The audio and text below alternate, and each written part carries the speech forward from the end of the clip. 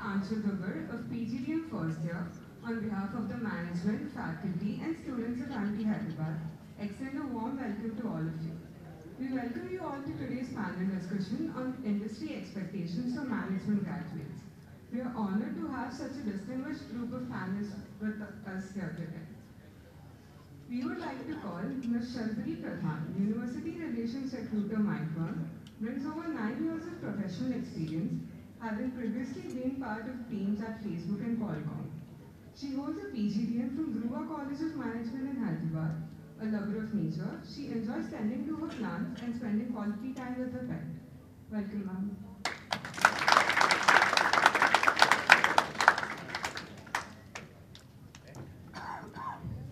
Next on the panel is Mr. Kunal Chaudhary, who is a distinguished leader in human resource and talent management, with honors from Delhi University and a master's in human resource management and personal administration from Delhi School of Economics. With over 16 years of industry experience, he currently serves as the Associate Director at Alvarez & Marsal Global Capability Center in Gurugram, overseeing HR and talent for the organization. Throughout his career, Mr. Chaudhary has played pivotal roles at Bain & Company, Gartner and Nagarro, focusing on talent acquisition and campus recruitment across various business units. His dedication to nurturing talent and fostering personal connections has significantly impacted organizational culture. Recognized with numerous awards, he believes in the enduring impact of making people feel valued. Today, Mr. Chaudhary shares insights from his leadership journey and advocacy. We welcome you, sir.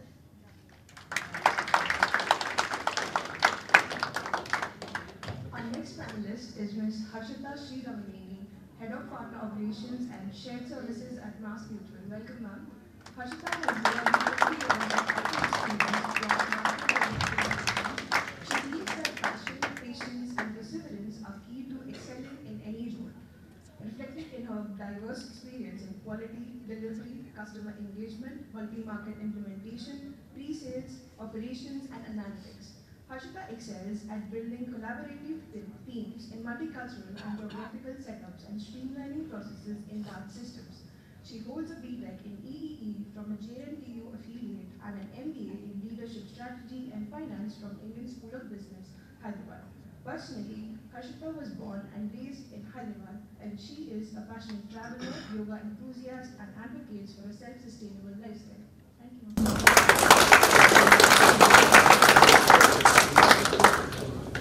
It takes great pride in introducing our next panelist, Mr. Kshitij Bhatnagar, Director, People and Culture at Grant Thornton College.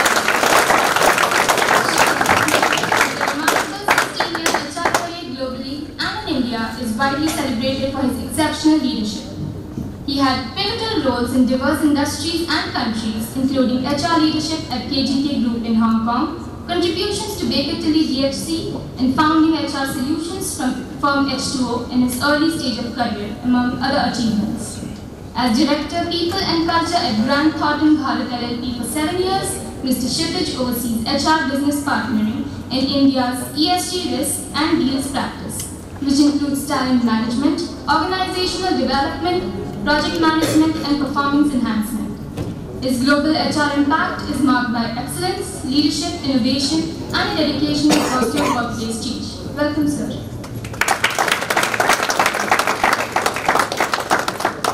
Now that we have met our distinguished panelists, it is time to dive into our discussion. So to guide us through today's conversation, we have our esteemed Professor, Pravan Kumar Balivada, who will be moderating the panel.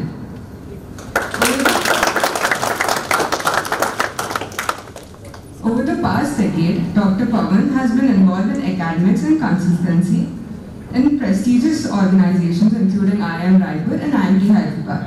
This comprehensive experience has given him deep insights in various fields like emotional intelligence, work-related attitudes, organizational climate, and leadership, on which he delivers various MDD programs to government and other reputed organizations. He has handled programs for National Industrial Security Academy Hyderabad, district collectors and previous officers of Chhattisgarh and agricultural officers in Odisha. A PhD from IIT Kharagpur, he has been awarded with the gold medal in 2008 for Best Management Cases of the Year. He teaches various specialized subjects in HR like performance management, compensation management, learning and development. He is also a very active member in many international and national journals as reviewer and editor. Dr. Pawan Kumar is a faculty of HR management in IIT Hyderabad.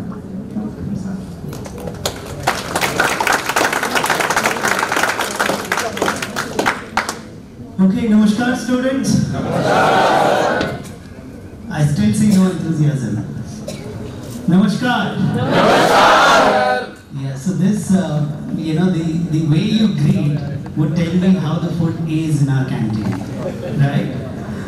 Okay, so I welcome all of you to this discussion on what industry basically expect from the students like you, from the management students. Of course, this would be a very enriching discussion because this is where you would draw some things from here and try to develop those you can say recommendations or those skills within you, right? So when we talk about expectation from the point of view of the company, because I've also worked in Nestle Kolkata for about 2 years, and I was given that that's a different issue that I was given to look for the distribution channel, but I was an HR graduate, so that's a different issue.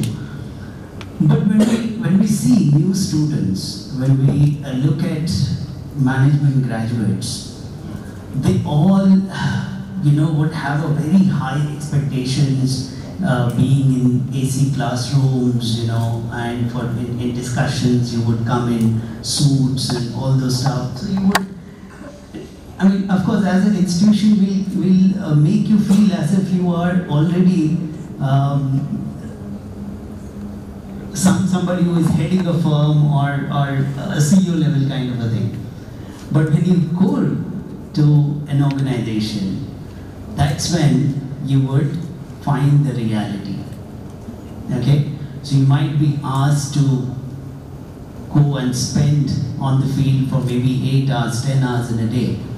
And all those things which you acquired here with suits and all this stuff might not be the way go ahead in the industry, right? So from that perspective I can talk about, but I would like our panelists also to throw some light on what they think about the expectations that they might have from the new management graduates, and then we'll take the discussion forward. Over to Kshitij. Thank you, Pawan. So guys, before we actually start, let's take a deep breath, right? We are not sitting in a torture chamber. This is just a discussion. We are also here to throw insights about industry, since we've spent some time. We've also been on that side, listening to the other stalwarts of the industry. So those memories are sort of reverberating in my mind of those times when we used to sit there and hear out people. We used to make perceptions, acha aisa hoga. There'll be cabin, there'll be an AC over my head, there'll be an executive assistant taking up all my assignments. But let me tell you something, let me burst the bubble. It doesn't happen everywhere, right? And now, with the changing times, especially post-COVID, organizations have started understanding the importance of infra cost as well. So don't expect every organization to have a very lavish cabin for you. Now talking about what does the industry expect? So I think the very first important thing is self-awareness. We need to understand as to what sort of industry gives us that excitement, right? So we don't expect that you guys come fully prepared about everything. I'll just take some cues from Levin's model, if you've heard of it, different management styles, leadership styles. Our firm has taken cues from it, and we've created one of the culture tenets called All Styles Get Results, which is promoting, analyzing, controlling, supporting, 4 different styles. Everyone has got a different leadership style. Each one of you will have different leadership styles. So you need to understand, these kind of styles can be implemented in what kind of industries, what kind of role aspirations do I have, I may want to be a recruiter, let's say if I'm taking HR, but I may not really have interest in that. So building that self-awareness is the most important thing. And then also building some soft skills. I'm sure your institution will spend a great amount of energy and effort in giving that theoretical knowledge. But as soon as you step out of it, when you actually hit the industry, there are basic ingredients required by every organization, which could be related to your soft skills, your adaptability, how good a team player you are, how are your project management skills, are you solution oriented? Most importantly, how well equipped are you with technology? Especially with the advent of AI, blockchain, everything coming up. We need to embrace that change, and we also need to implement that into work people.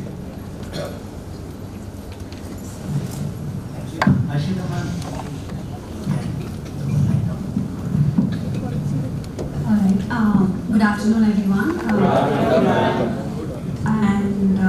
First of all, congratulations to each one of you for making it till IMT Hyderabad.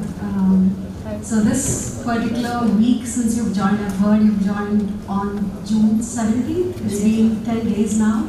So these 10 days, trust me, you're gonna have it in your memories, photo books for a very long time. As far as can I remember that I have done an MBA. So you're gonna remember that. So just enjoy all that you can, as much as you can, and until this orientation and all of that is completed, because this is where those long-term friendships and long-term relationships get started. So trust me, just enjoy all of that. So congratulations again for making it to IMT Hyderabad. Alright, so Kshitij and Dr. Pavan sir has made very important points on, first of all is the ability to understand what the landscape is like when you complete your MBA. But I'm going to add on to that and say, but before that, let me ask you a question. How many of you have 0 to 2 years of experience? How many of you are 2 to 6 years? 0 to 2 years.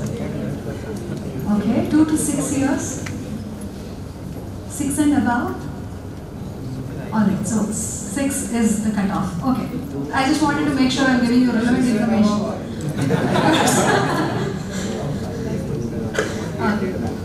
So at least to understand what kind of audience we have today and make sure that what I'm saying is relevant to you. So thank you for that. So one thing that I'm going to ask you is, you must be coming from a very varied graduations of BTech or probably arts or science, commerce. You come from different things, right? So you have a goal in why you wanted to do your MBA. So I'm not going to touch on that. Post your MBA, pre-MBA, that's a differentiation that you guys have to list down and think of. How do you want it to be different post-MBA? Forget about what industry wants. COVID has messed up the world big time. The way the structure of the offices have changed, the way we are operating has changed. As much as I am tempted to, but I don't want to get into the concept of Gen Z's though. But then, the amount of tools that are available in the market has changed. So it's only on you that you have to decide what is it that you want it to be different, what kind of careers that you want to be, and how do you look at yourself at least 3 years beyond your MBA. One thing that I'm going to ask you is, please do not look for an entitlement that I am an MBA, and just like Dr. Pavan sir has pointed out, or Kshitij has pointed out, that you will get a cabin and then you will be treated that you've really won the world. Let me make sure we set that context straight. You will be recruited into a company because of the additional skills that you bring. How are you going to differentiate yourselves? Forget about the rest of the world. How are you planning to differentiate yourselves amongst your own peers right here? And then extrapolate that difference into the market. That's where you stand.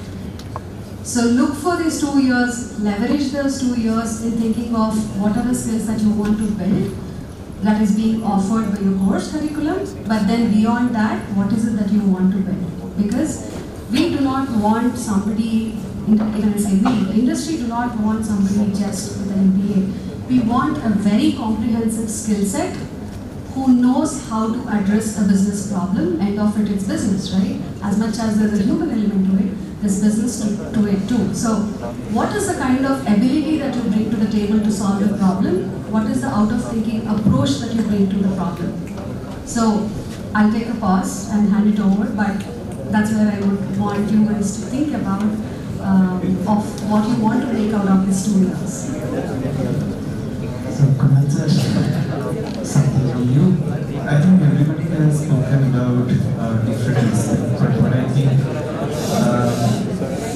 2 things which probably is not taught in any management institution is developing the virtue of patience, and secondly is your ability to deal with ambiguity stress. Stress is still okay, but I think ability to deal with ambiguity is no problem. I think as you develop and spend 2 very important years, I'm sure summer internship will also give you a lot of exposure in terms of dealing with ambiguity, dealing with stressful situations. But virtue of patience is something which is very, very personal to individuals, right? Often when I see my surroundings, I see people are in rush. They have milestones that within 2 years I want to be manager, within 3 years I want to be a director. I think don't run into that rat race. You will fall into a very bad trap, I would say. So don't get into that. I think everybody takes time, everybody has their own learning curve, and eventually I think everybody comes at the same level after a couple of years. Thank you, sir. Sabrina? Yeah, sure. What about the last bench students? Are you guys settling? Because I saw that you came a little late. Sorry, not pointing out, but just want to say it's okay, it happens.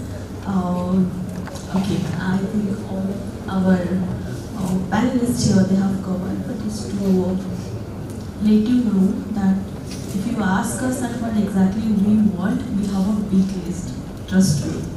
I mean, we are little reading that, but okay, the student is getting GPA, the student has to be good in problem solving, analytical, and so on, so what not, right? I think everyone will agree to it, but at the same time, if you will ask me individually what generally I look, I would say that, you know, I want a person who is very open, whether it is interview point of view, or maybe while you are exploring your 2 years of management classes and all, I completely understand that IMT will have definitely so many personal skill development projects or classes. Would like to tell you that please use those classes, because I remember while I was doing MBA, and then when there is some guest lecture things, I used to avoid that, saying that okay, I'm not going there. What I will do? Anyway, they will say the same thing, you do this, that and all, but trust me, I have missed those. So whenever you are seeing that there are some interesting faculties are coming in and you know they want to share with you some experience, please do attend those classes. Trust me, those classes will help you while you are maybe, you know, going for interview. That is one thing. Second, as all of them have already said that there are so many skills which are coming up, right? So understand what exactly you want to do. I can't ask one finance student to come into HR and, you know, join a company as HR. No, please don't do that if you are planning so. But I understand that if you guys have already chosen MBA, there must be some reason to it, right?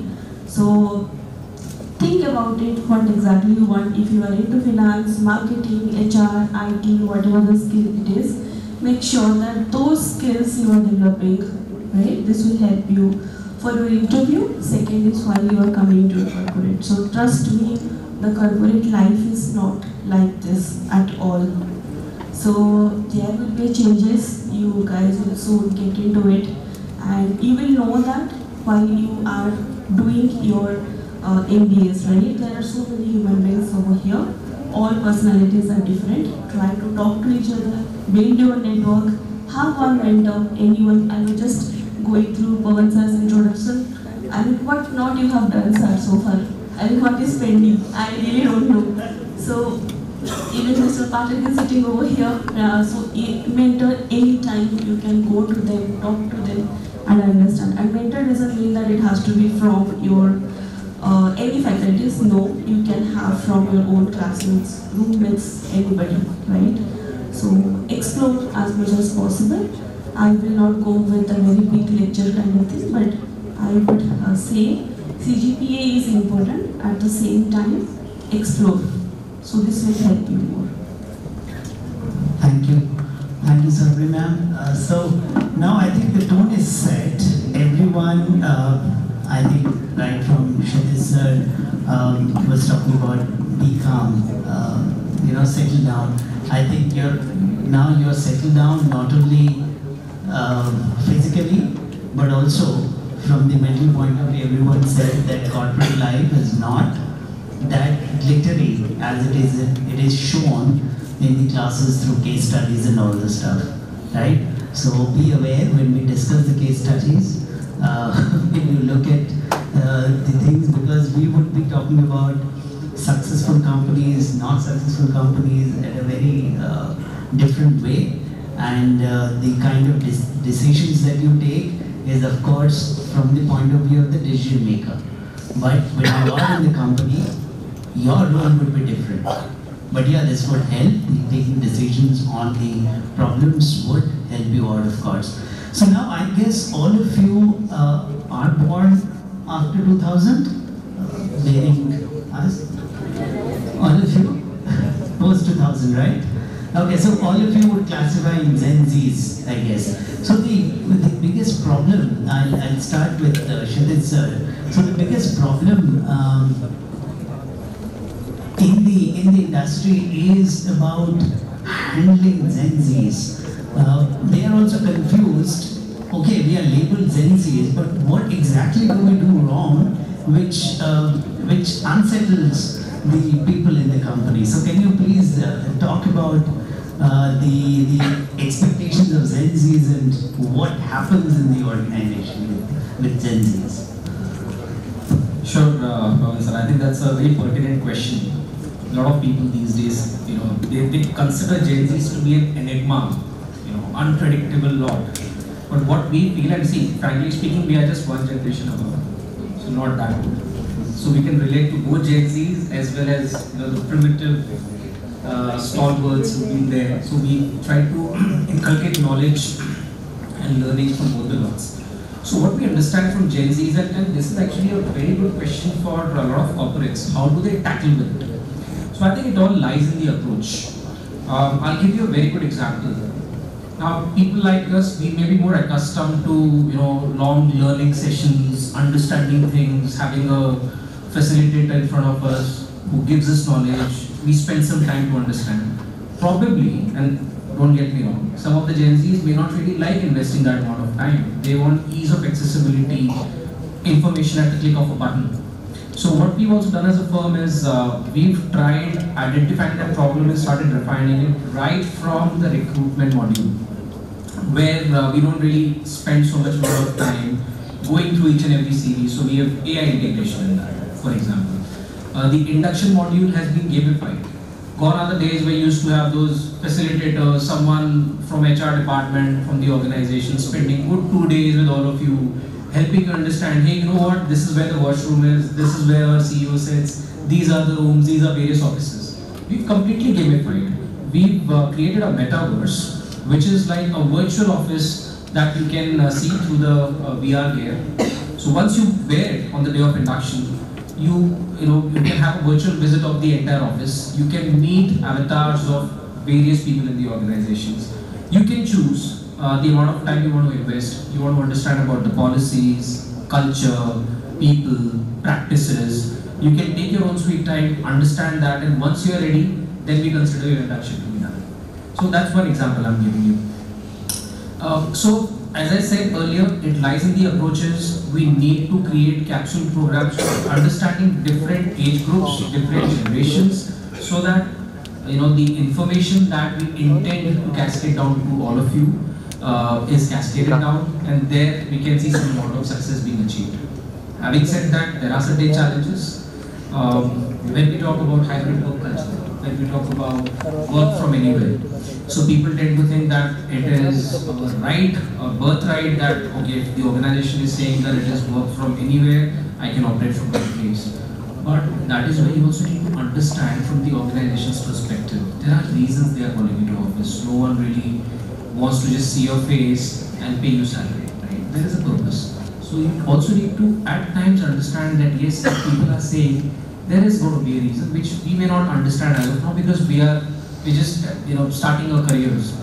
So just as Kunal said some time back, have the ability or have the patience, understand things, absorb things, and just see the purpose behind the instruction that comes your way. So these are the things that I wanted to speak about. So any experiences that you guys have with Gen Zs in your organization which you can highlight upon?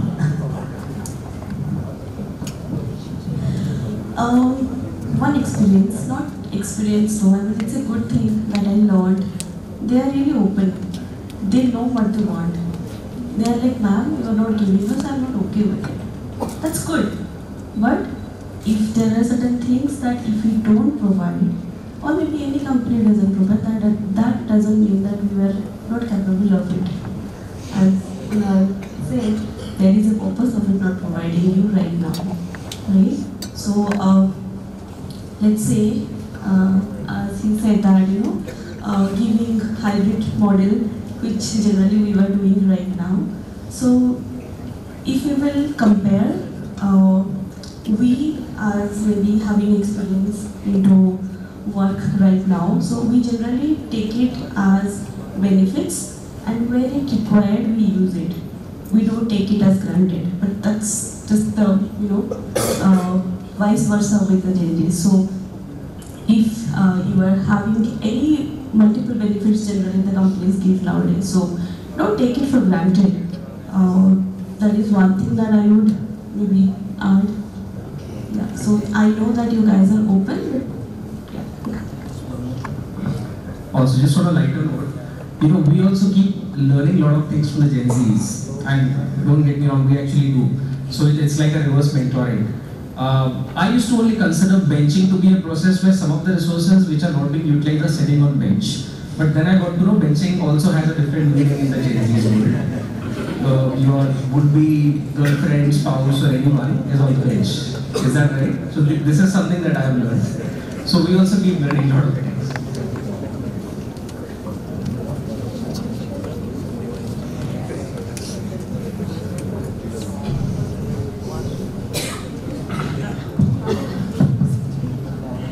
So one example that I have is, I think Gen Z's, like Shravani rightly pointed out, is that you guys are very open, very vocal, very upfront.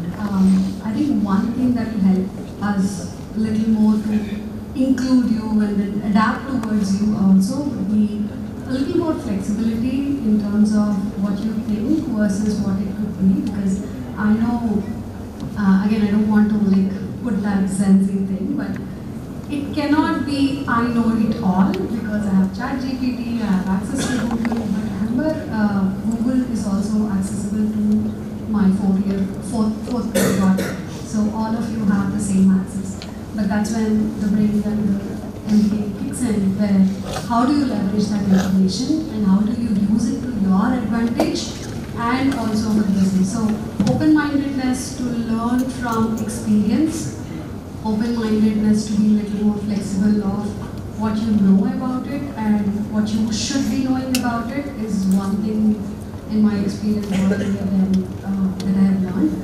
But again, there's a lot of work for us also to do.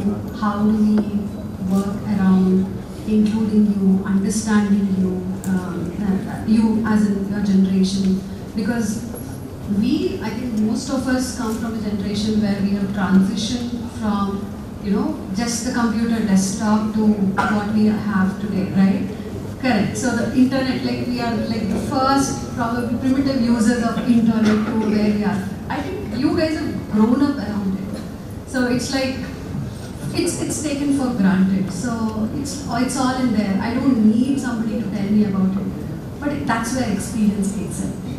So I think that's my expectation of being open-minded about it and respecting the experience that somebody has, because there's so much of institutional knowledge that the seniors in the company or the seniors in the industry have, and Shabari has made a right point that when you have a lot of visitors from the industry, that's something that you would want to look forward for. Not everything will be there in Google. There's a lot of institutional knowledge that I think there's a technology that should come up. How do we capture all of that? Until then, you might have to rely on human capital and potential of somebody giving in their experiences. So, Kunal sir, would you correct me? I mean, I heard that these Gen Zs are not team players. They're very bad at working in teams. So, can you just highlight what it takes to, be a team player or work in team? Disagree to that.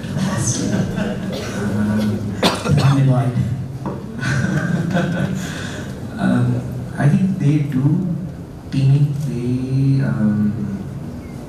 do collaborate extremely well with people, but I think like many of my co-panelists have said, they wanted to make sure that their ideas are enforced and brought up to the table, which is not a bad thing. In consulting, we say that I may agree to disagree, right? But given your seniority, I still go this is what you have said. So I disagree to that statement. I don't think that they do not collaborate well, and I think eventually everybody understands that collaboration is the key to success. What exactly it takes to work in team? I mean, what can they know that these are the things that you need in order to be a team player? So I will probably take my example here. Whenever I sit around with managing directors, partners, or with my fellow colleagues, I always feel that everybody has something unique which they will bring onto the table, and I think everybody has to be heard first before we kind of nail down to what we are trying to address. So, I mean, some of you have already worked, so I don't need to teach you what being a good team player is, right? Specifically for folks who are just starting fresh, as in moved from undergrad and started with their MBA course. I think these 2 years will give you enough opportunity and room to learn what working in team environment is. Secondly, always welcome everybody's ideas before you jump into conclusion. Third, I think always make it a little bit fact-based and data-driven instead of just feeling like I like Shabari, she's my friend, so of course I'll have to take her side and ensure that this idea sees through. And lastly, also keep challenging your biases. I think that is extremely critical. As human beings, we all have very, very deep-rooted biases, which is very hard to get out of it. So I would say that if you keep this approach in mind, it should kind of help. So, Sabri ma'am, usually, they are called, in slang they are called nerds, but I call them the technological brilliance, because they bring on table a different perspective on technology. Whatever work you give them, they would see it from the technological point of view and give you a product which is technological driven. So, what would you give them the suggestion where how can they include this positiveness, technology positiveness, with the required skills that are required to be a good employee in the organization? No, it's a good word though. I believe you will take it, but what not that we want? I mean, we being in a company for 10 years, 12 years, 13 years, maybe 20 years.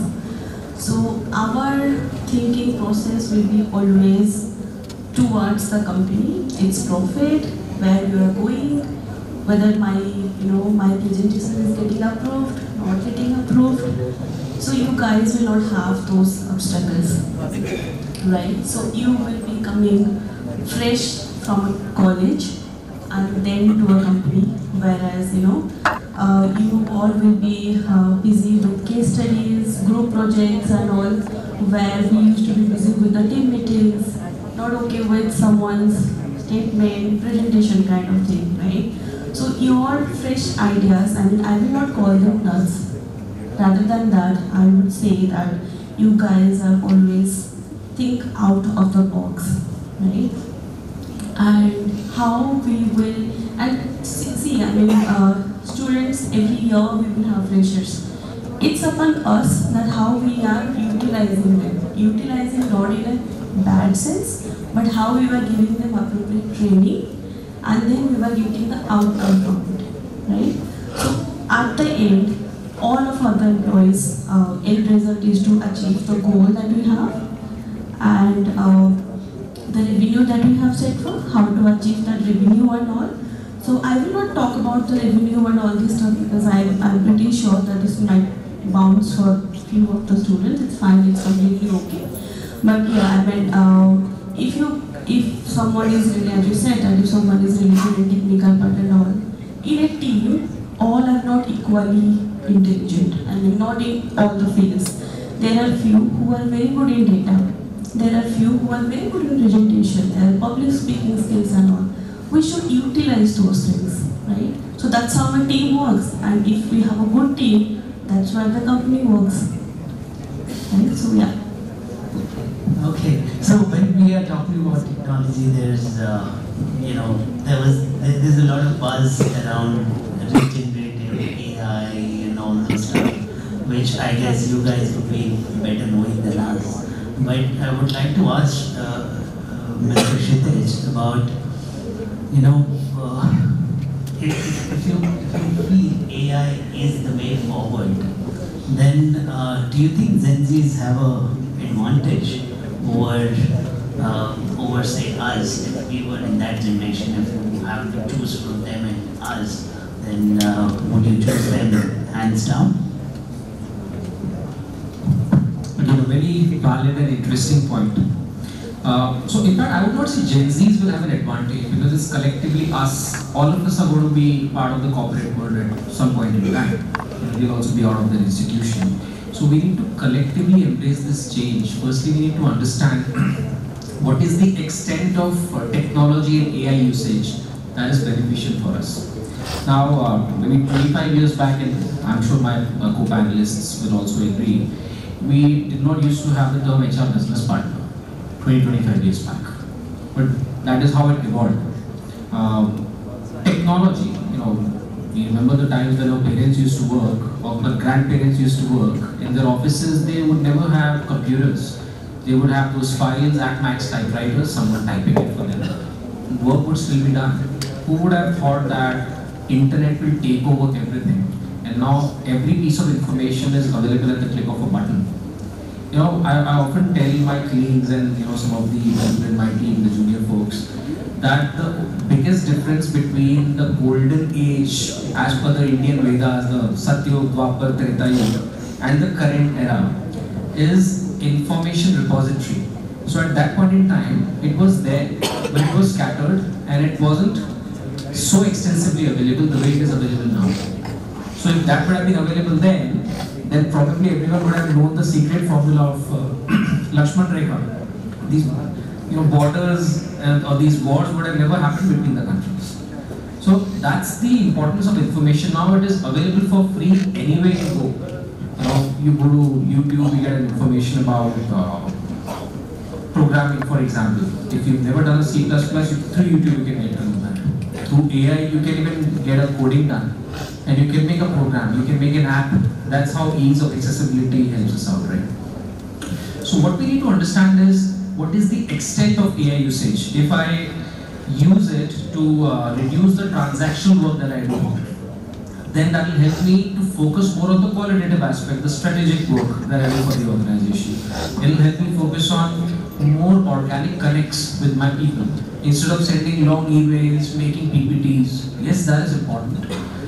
But if making PPTs is the only thing that I have been doing, then I'm not evolving as an individual, right? So that is a question for all of us. Even I don't have an answer. To what extent do we do it? But yes, we'll have to embrace and we'll have to see how do we head, where do we head in the next 5 to 10 years with technology coming up. We have blockchains. The moment you pluck an Alfonso mango from a tree till it reaches to your doorstep, it goes through various cycles. And that's what blockchain helps us in processing. So technology is there everywhere. You might be interested in sales and marketing, you might be interested in logistics, anything of that sort, but technology will always be there.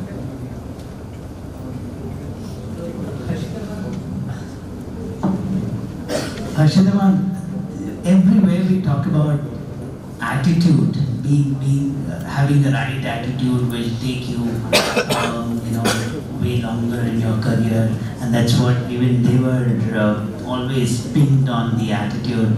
So can you throw light on what is this right attitude that we mean for a corporate world? Well, that's a very subjective, but thank you for that. See, there are a lot of times the way you walk into a conversation, it's very subjective of how people consider or judge somebody's attitude, right? So, one thing that I would say, again, going back to my earlier point, is openness to understand others' perspective, understand a holistic picture of everything that you're doing. Let's take, for example, let me talk something about your case studies that you will have throughout the next 2 years, right? So in the case studies, you're going to work with your own peers, and I'm sure every time there's a case study, the group will also be very different.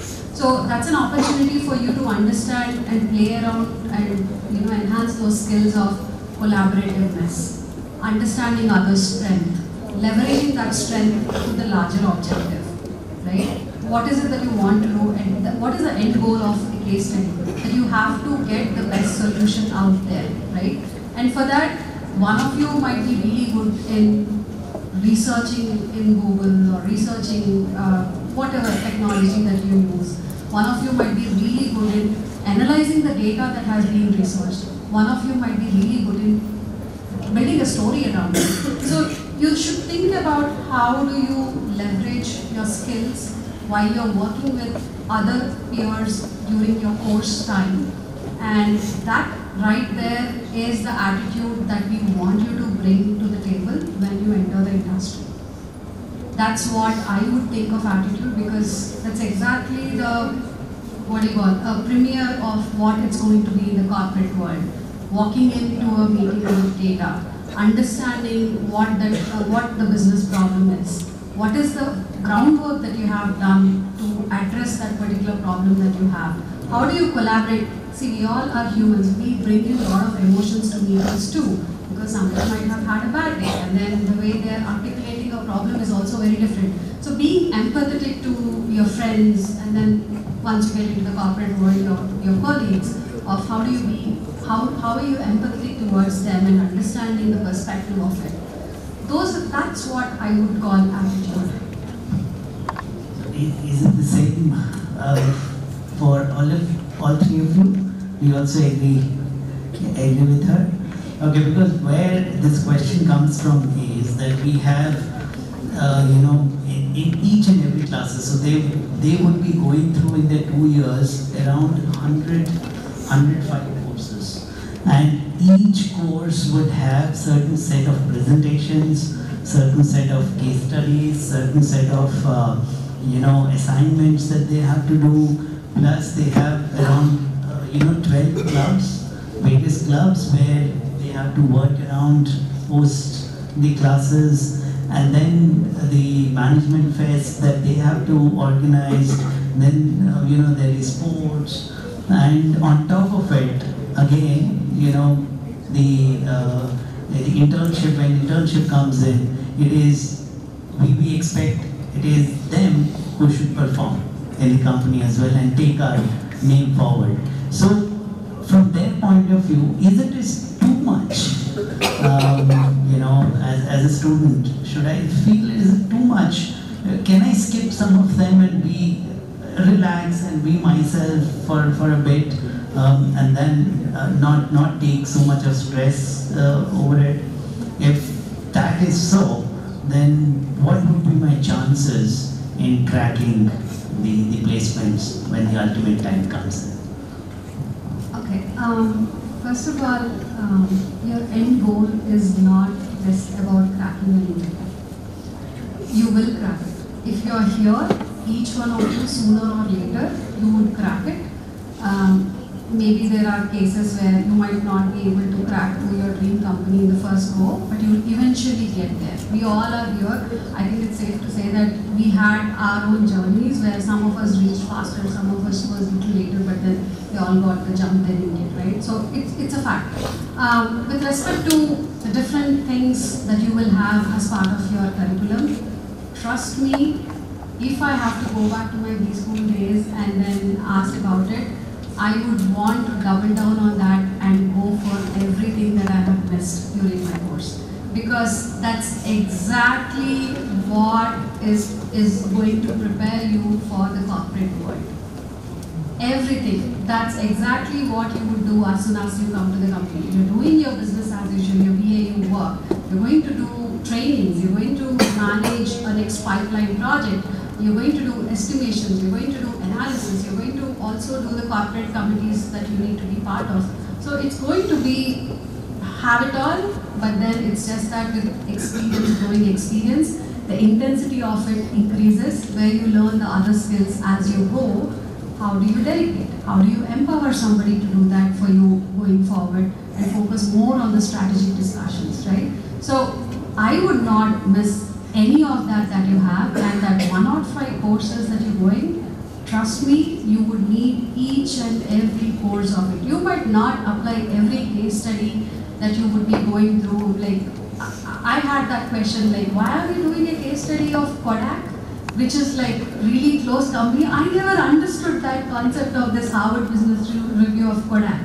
But then what I realized later, when I started applying those concepts, I was a very different person after my B school to before my B school. That's what I started. How do you want to be different? What is it that you want to change using the skills that you're learning in these 2 years? It's an investment of your time, it's an investment of your money. While some of you could be having like 15 lakhs of package outside or 10 lakhs of package, you have invested that. That's your opportunity cost that you have invested right here to do your course. So what do you want to extract out of it, right? That's very important. So going back to my earlier point, all of this is important. It's going to prepare you for the corporate world. If you miss any of that, you would have to learn it in the corporate world under much more pressure. Let me put it that way. I just wanted to add, I know I'm a little bit digressing from the topic. There's no dream company. At least in our generation, there was no dream company. I mean, placement मिल जाए कोई बहुत बड़ी बात है, right? And secondly, when I say this, one of my mentors whom I really look up to, once he was again addressing some B school grads at IIM Visakhapatnam, if I'm not wrong. He was telling that about his professional milestones. 2002, he was a BTech IIT Delhi, got placed with HUL, and the 9/11 crisis happened, and then by the time he was scheduled to join, HUL revoked the offer. Few years he worked his own start. I think he started with E-Value Survey, got through off campus. Then he left, he did not like it. He started his own business. And then he went to FMS to pursue his master's. And I think 2008 when he graduated, Lehman Brothers collapsed, and again, the offer was taken, revoked, right? But I mean, at the end of the day, he is where he is, right? He is the India leader of Andrews and Hudson. So when I hear his story, I think that all of us should think that times may be hard, but eventually we will get where we have to. And the other thing which also brings me, very similar is career is never linear. It will go through all sort of oscillations, right? But all you should understand that this is a 40-year journey, right? We are just at the beginning of it. So march for it, but don't get stressed. That's where I was coming at, that their attention time, we talk about attention time, but also their, they don't have that patience. The patience level is too low for them. What we have studied through reports and all, I'm not saying you guys, but Gen Z is basically have very small span of patience, where if you tell them you're wrong, they break down so much that they feel that they are of no use to this world. So how to overcome these kind of I would come back to that attitude that what should they do so that they can increase the patience in an overall sense. Ma'am, somebody, ma'am.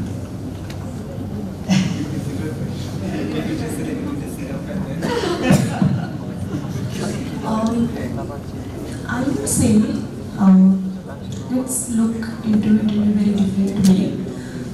If you will ask me why they are maybe having less patience, as you said, because everything was there in front of them while they are growing. The kid is not eating, play YouTube video. He'll know she'll eat by seeing that. So that they will not know, right, that whatever is we were feeding. So they want a toy, as a parent, we are giving it right away. So they don't have that thing that no one is nowadays saying that, beta, wait for some time. Or maybe once you will start earning, you will understand. No, I have never seen that. Even for my own sister. There is like any kind of toy which is not even required, right? But it's only okay, 5 is 100 rupees, it's fine. It's 500, it's fine. Because we are, as a parent, we are earning. So if this much we can't do for our kid, then whatever we will do, right? That thing gradually will grow inside a kid's brain, whereas they will think that I got everything whenever I wanted, and why not now? Because now they are working on it, not their parents, right? So this is a gradual, a slow thing to understand. I will not say that as a syrup or a tablet, just that you eat it and then you will gradually, start understanding the things and all. No, but understand the scenario. Understand that from where you are coming from, what exactly you needed. Is it that valuable for you to have it right away? And as you said, the level of waiting is decreasing. No, I feel that it is all about the anxiety. That, oh, my roommate got a job but I don't. Right? Then there are also students, obviously they will come, they'll congratulate the person who got offer and not to the person who didn't. So this is all about the perception that we have in our head. I will not say that they are going a little lesser in waiting, but no, it completely depends on how you are seeing things. So I remember when I was studying, ETV came for the placement that time. So I was into HR and marketing, and I got interested into ETV, to be honest, just because of the brand. So I said that, okay, let me just try for this and all. And they were giving a good salary, and at that time, what else we need, right? As a student, we need money. So what happened? Somehow I didn't get selected over there. So I was really, at the same time, two of my friends, they got a job. So at the time, I can completely understand that where I was at the time, right? So I was like, okay, maybe I'm not going to have a job further. I have to go home, and maybe I have to stay there with my parents and all. So certain things, to be honest, if not right now, but gradually you will have it. I'm pretty sure, not sure, there must be few MBAs who doesn't look for a job. They might want some business, right? I mean, they might have some family business kind of thing. They want to have a management course where they will understand so many things during their projects, case studies and all this. And they will implement that stuff. And there are few who must be only looking for a job. It's completely fine. So it is okay. And trust me, there is, I don't know, I mean, if I can say this, I mean, everybody must be knowing about it, that slow and steady wins the race. So wait, it's okay. It's fine if 50 are getting placed and 2 are not. It's completely okay. The next company will come and they will hire you. Because we never know what a company is looking within you. So it's fine, it's completely okay. I'll just add to that. So there are only 2 things in this world which you can never choose: parents and bosses. God has sent you to your parents, you didn't choose them. When you join the organization, you don't know who's going to be your boss. Good part is parents will always be there to help you. Bosses may not be there to help you. Bosses will also go hard at you. But if they are going hard at you, it is for the larger benefit. Having said that, we need to understand why is it happening. There are certain things that we don't take in a stride, right? We have decided to pursue a career because we feel that is good for us. After taking that up, we feel that, hey, maybe I'm not able to relate to it. Right? A lot of things happen through serendipity, circumstantially, and a lot of things you take in your stride, you take your own time, you say that, fine, this is my dream company in terms of the kind of profile that I like, right? This is the kind of job that I love to do. You may not get that. And just in the rat race of finding a job, you take up something which is not of your interest. There is no pressure on anyone to take up anything that comes your way. You need to take some time off, research, what is it that you like to do, what is it that the company does. There is so much information available. And then absorb that information and then gradually apply. Somewhere you will get, if not in that company, but into a similar company. So again, that level of patience that we are talking about, which is there if you are playing PUBG, Fortnite, we can see you playing that for 3 hours, 4 hours continuously. But if we ask you to take something which is a part of your curriculum, maybe because that is not of your interest, there are no patience levels. But we need to understand and realize, even if you don't like it, still you need to do it. That will only take you to the dream job and the company that you aspire to get into. So think about it, take it with a, I mean it's a bitter pill you have to swallow, but please do. Just to add to that very quickly. So how many of you think you would want to get into sales profession? Marketing? HR? HR? Okay. Business analytics? So how do you guys know that you're very good at it? Sorry?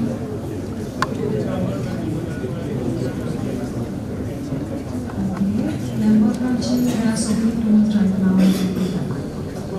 So, yeah. So the point I want to make here is, we think we are very good at something, and then you choose a certain job from a certain company and you get into it. But then the journey starts right from your day one, where you think you're good at it, but you constantly should also have the patience to accept the feedback from your team members or from your bosses on what you need to improve.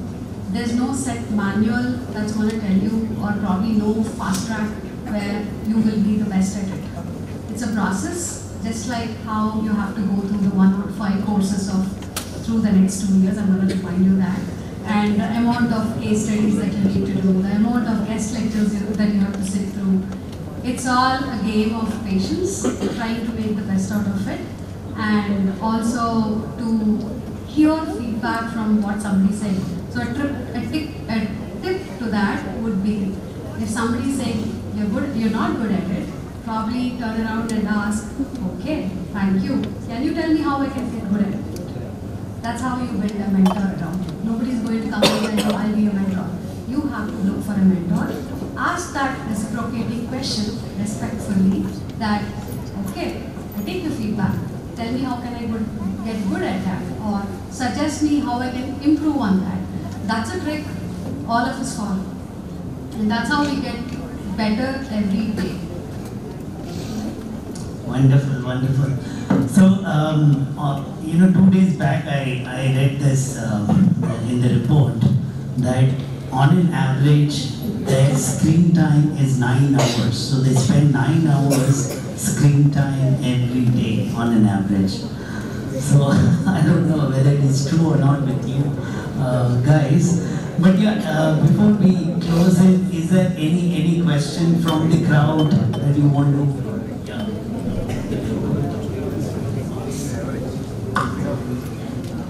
Hello everyone, I'm Samapta and I'm from engineering first year. I wanted to ask that I'm a fresher and my profile lacks that work experience. What can I personally do to fill that void in my profile, and how can I go past that disadvantage? If it is a disadvantage. Why do you feel that's a disadvantage? Because everyone says that people are looking who has work experience, and so that, yeah, that's what I have heard. Again, one more trait of the Gen Z is we try to mix up so many things together. Let's do things in piecemeals. First, you have enrolled yourself into this institution. It will be important to focus on the studies, understand. As part of the curriculum, whatever internship you have coming your way, you can take that. Why do you want to have something happening in parallel? Because as he said, there is so much of workload. You have to participate in sports, extracurricular activities, studies and whatnot. There's so much of pressure. In addition to that, you're taking up this as well. See, frankly speaking, at the time of interview, if an organization is looking for basic ingredients, these things will not matter. That just because you have worked for a company for 4 months, you have this amount of experience. That experience is irrelevant, considering that the organization finds those basic traits that they are looking for. Thank you.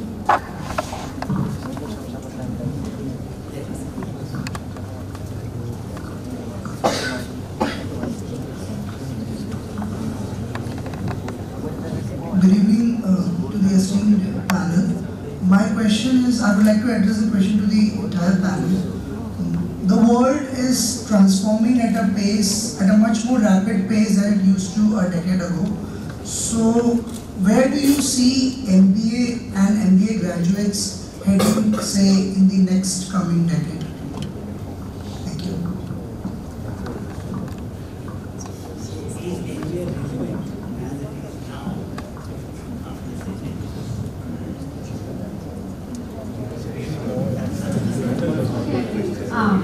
I'll try to answer that. Relevancy of MBA, relevancy of your education is not what you should think about, but probably trust the process that you're going through the MBA, which is going to prepare you for the world. Because just like you rightly pointed out, the transformation is such that it's so fast, so much is coming up, so many startups are coming up with different way of applying it. But you should understand the fundamental concepts of a workplace will still remain the same. Integrity, adaptability, learning and upskilling yourself, empathy, compassion, leadership skills, collaboration. So these are so many things which are very important. I think it's like whether the technology is improving, whether the climate is changing, how much of our human body has changed. So the basics will still remain the same. I think it's more about how refined you're getting at your game of adapting to the changing times and how relevant are you trying to be is what will help you. And just to add, I'm only talking about the curriculum, the course, the degree, right, MBA.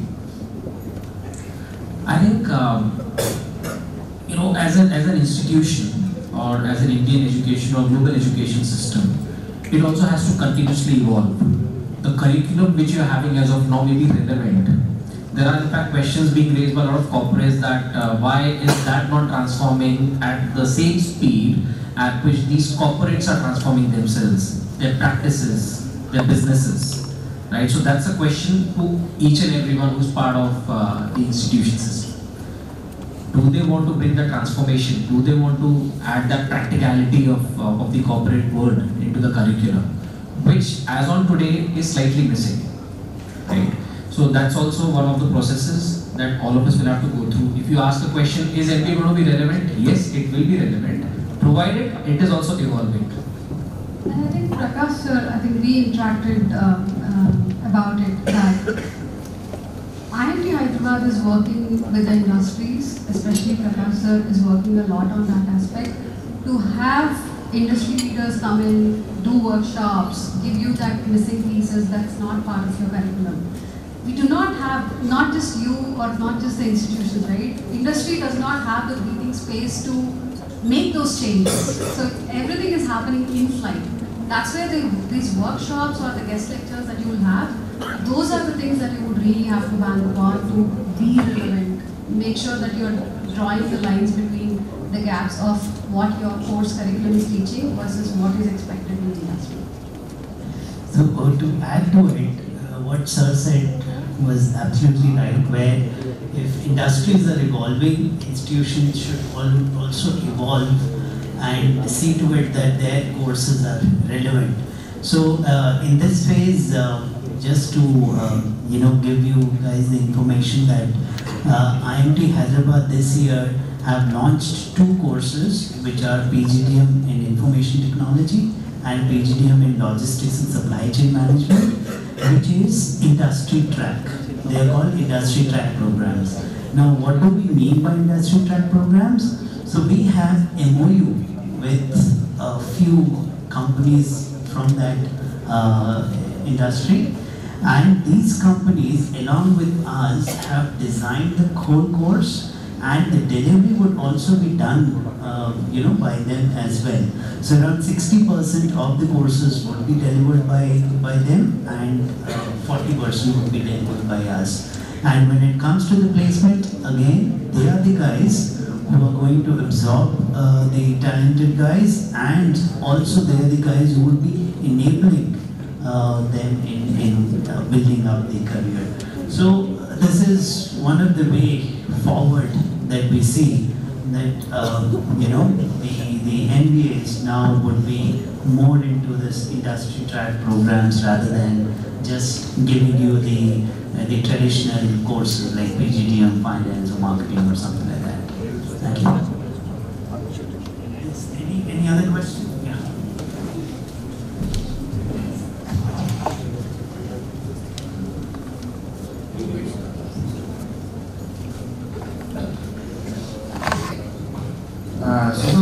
Back in 2010, there was a trend that all the people were pursuing engineering, and engineering was on trend. In the year 2015, CA was on trend. Now MBA is in trend. So is it a threat for us right now? As also AI is increasing, so as you said that AI is increasing, it can be a good point for us as well as a bad point for us. So what do you want to say about it? Okay, very first thing, I don't think it is going as per trend.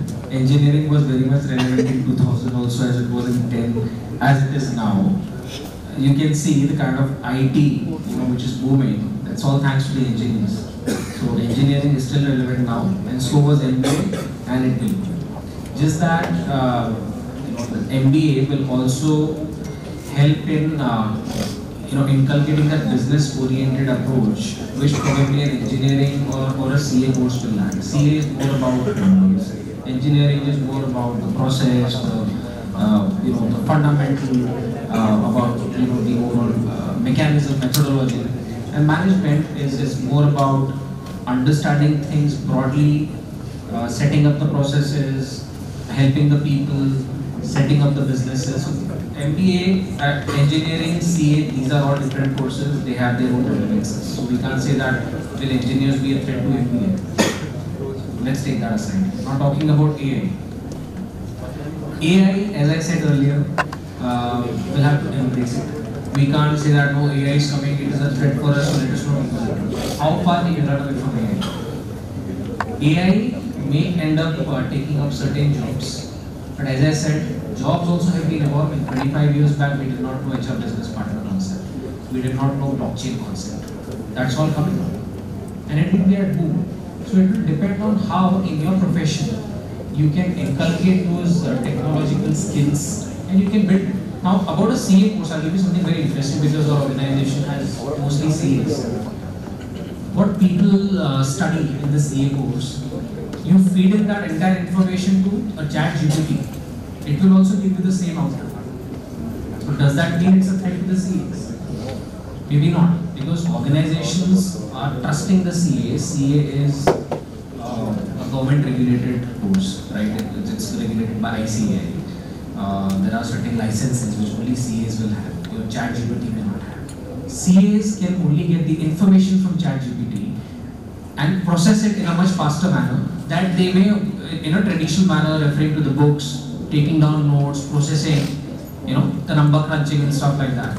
So at least AI will only help in saving that amount of time and bringing more efficiency into the book. So we need to understand how much, to an extent, do we use an AI?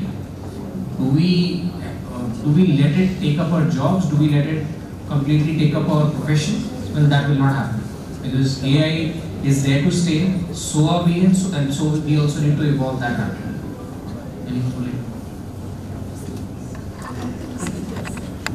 I think I get a lot of emails, usually from the first years, and I see it is similar to ChatGPT because I think they would put it in the ChatGPT and copy it. But the good part is, when they are into second years, when they write emails, the same person would be writing it on his own, but would be in a very structured manner. So here you see that AI has actually helped him write good emails in this small example. It's not a threat, but you can say enabler for somebody to become more productive in their or her job, right?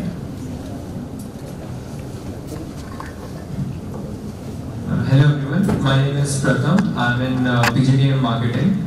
So actually, just in this few time, we got to know about some of the problems that Gen Z might be giving you when we would be in the industry.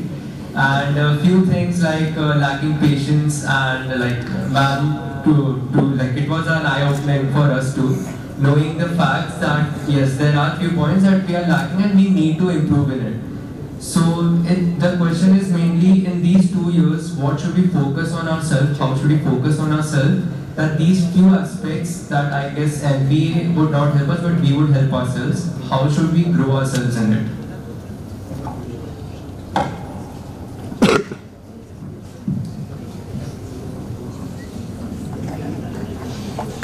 Syllabus questions come to me anyway. Okay, so very crisp answer I will give you. The 2 years, first thing, explore. I think the same point I told earlier. Explore yourself, and to be honest, networking is one thing right now you can utilize it, right? The person you are and the person just sitting beside you, both are not same, right? There is something that you need to learn from the person sitting with you and vice versa. So whatever the courses that IMT has been designed for all of you, trust me, you will learn every courses you start completing. There will be something new that you will learn. It might not be a huge change, but obviously something new you will learn. I mean, like me being sitting here, I somehow observe few new things, right? So every day is like that. That's how it passes. So if you will ask me, first thing explore. Second, I would say that if there is a teamwork, identify what are your advantages, the strength that you know that if someone will ask you questions, you can, you know the whole things, you know it from scratch. And you, like, I think now we are discussing more about AI, ChatGPT and all. It depends how you use it, right? So sometimes what happens, we sometimes stuck in between, we don't know that what to answer, or maybe what exactly will be the next point. There you can use ChatGPT. Not that if you are taking a sick leave and typing that sick leave format in ChatGPT, no point. Then here we are literally, what to say, that we were not giving that value to the ChatGPT. The person thinks so don't do that, right? Even whether it is AI, doesn't mean that you just have to swap the faces. I know multiple reels are coming nowadays.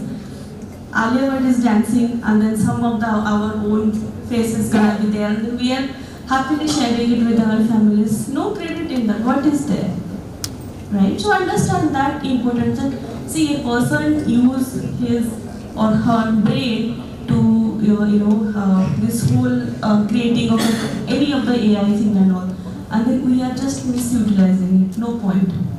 So there are, trust me, you guys are having the most useful apps right now. Though I mean, obviously we are also using, but we are using for our corporate thing, and then you guys will be using for your study. Make sure that you are using it as proper as possible, and doesn't mean that you are getting a case study and you are writing that summary of Nokia project generally, because that's how we did. So we can know that, right, the same format and all is not needed. So the main thing is, use your brain. Try to get little into it, how good you are at problem solving skills. There will be problem coming up, and everybody's problem solving approach are very different, right? So yours will be very different. Some will try to run away, some will try to stay in that situation and try to resolve the issues. So think in those ways, and then you use your ChatGPT. It will give you a refined version of it. You don't have to copy paste. So yeah, maybe the other things that I can. In the rush of copy pasting, don't forget to remove the ChatGPT box. I have seen people, it's very embarrassing. Format painter. While Sharvari has spoken about it, and in the conversation we were talking that we can give you a laundry list of things that you can do. Problem solving, quantitative, qualitative, communication, client management skills, project management skills, attention to detail. The list is very long, right? But I think we really need to figure out what is that we really want to prioritize, and then move forward. And a lot of this will develop in your case study sessions, case study competitions. B-School offers you a lot of opportunity to participate in those. Use these panel discussions, guest lectures, and you should be there. I have one question. So we spoke about stress, and we also spoke about anxiety that they may have. So how do you think these people can manage their mental well-being in the process of all these courses, all the, some input from you would help them? Meditate. That is an answer. Anything they can keep that calm. See, everybody has their own way of mitigating stress, right? There is no one-size-fits-all approach which will work in this setting, but I'm sure people have to way to figure out what is that which gives them stress, what is that which gives them less stress. And then start going backwards from there. For me personally, if I have to tell you, I do 1 hour of Zumba classes every day, no matter how busy my day is. But I make sure that 6 to 7, no matter whatever important calls I have blocked my calendar 365 days so that people cannot put meetings during that time. It's an online, so I don't have to step out also. Even if I'm in office, I ensure that I'm at my 9 o'clock because I need time. And that's what my stress buster is. And I'm sure my master will have their own way of doing it. So, like I said, it's not one size fits all. Most people have to figure out what works for somebody and what does not work for somebody. Within organizations, there's a lot of discussions about mental well-being. Right, and there is this entire bouquet of benefits which the firms have started offering now post-COVID, which is the Employee Assistance Program, where you have some free mental well-being sessions. There are psychologists, counselor, therapists with whom you can talk, discuss, and these are very, very confidential services. Nobody in the firm also gets to know about it. And personally speaking, I have very close friends who are taking those services, who have reached out to me saying, what should we do, how should we do, is it confidential, will you get to know what did I discuss, but I think we have to remove that stigma from our mind before we act on it.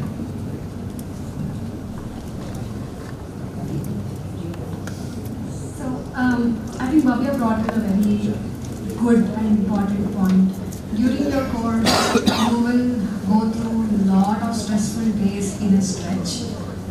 It will be really stressful, let's accept that fact and acknowledge that. But one thing that I follow during my school time is not necessarily in every course we can score an A or A plus or the highest CGPA or GPA, right? But what I focused on was, okay, at the beginning of the course curriculum, what you want to specialize in, think of what are those courses which are really, really appealing to you, and make sure that you get that into your top category. And then probably divide into, there are certain courses which are like supporting courses, enablement courses, things like that, right? And which are very complex. Corporate functions for me was very tough. I did not aim at getting an A or A plus. Instead, I focused more on understanding the concepts. Let's figure it out later if I'm going to get a B or B minus, it doesn't matter. But then you have to also understand what is your end goal. Are you here to get the CGPA and then just miss out on the fundamental concepts of it? Or do you want to understand the concepts in the toughest subjects that you have? That might relieve you some stress. That's it, if that at least that worked for me, because you can't get an A plus in everything unless there are really miraculous people. But I would really look forward to see them and meet them. So now we will, in this 1 hour discussion, you might have a lot of laundry list, as Sir said, which you might be now.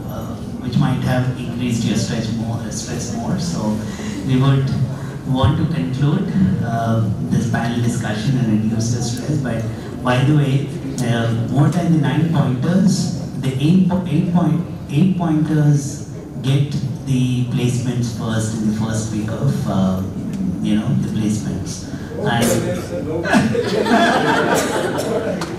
And I mean not to tell what is the significance of first week of placement, right? Anyways. So, thank you, Shadid sir, Ashita ma'am, Kunal sir, and Sharvari ma'am. I guess whatever, see, they have reduced a lot of burden on us, because if we say the same things in the class, you would say, "Arey, ye kya bolega? Kabhi kaam nahi kara." Whereas when you hear from the horse's mouth, I think that's when you would, think over it and work on it. So thank you. Thanks.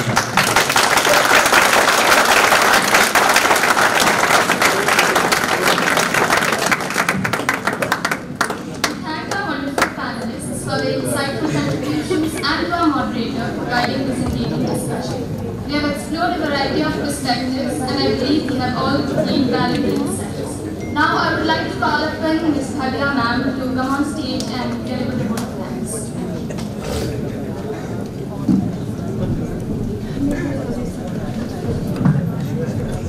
So, respected panelists, Professor Payaman, Prakash sir, and my fellow students, it was seriously an enriching experience even for me as well.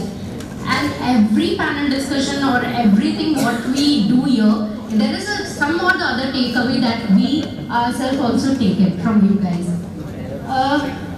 What all I could learn, I mean, it's a learning journey. That is first thing that, every panelist, spoke about here. Then how well you can maintain your attitude, how you can groom your attitude as your superpower. I would term it as a superpower.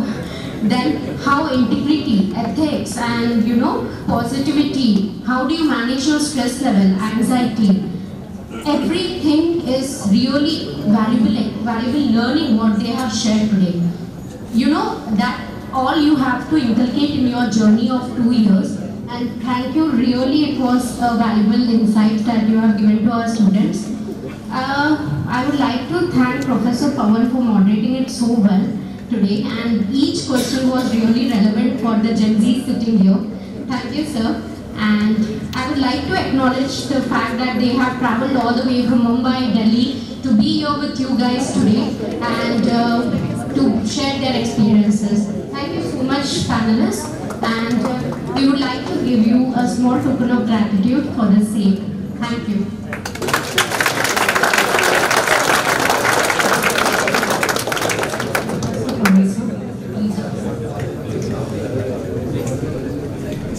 May I request Prakash sir to present Ms. Sharvi Pradhan with a memento as a token of gratitude and appreciation.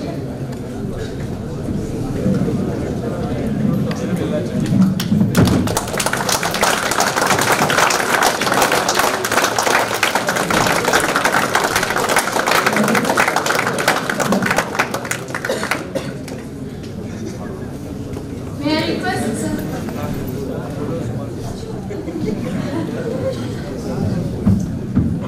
May I request, sir, to present Mr. Kunal Chaudhary with a memento as a token of gratitude and appreciation.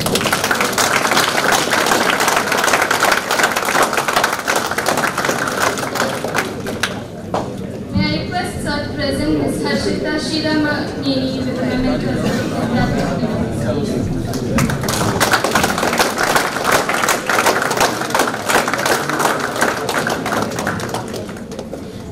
May I request, sir, to present Mr. Kshitij Bhatnagar with a memento as a token of gratitude and appreciation.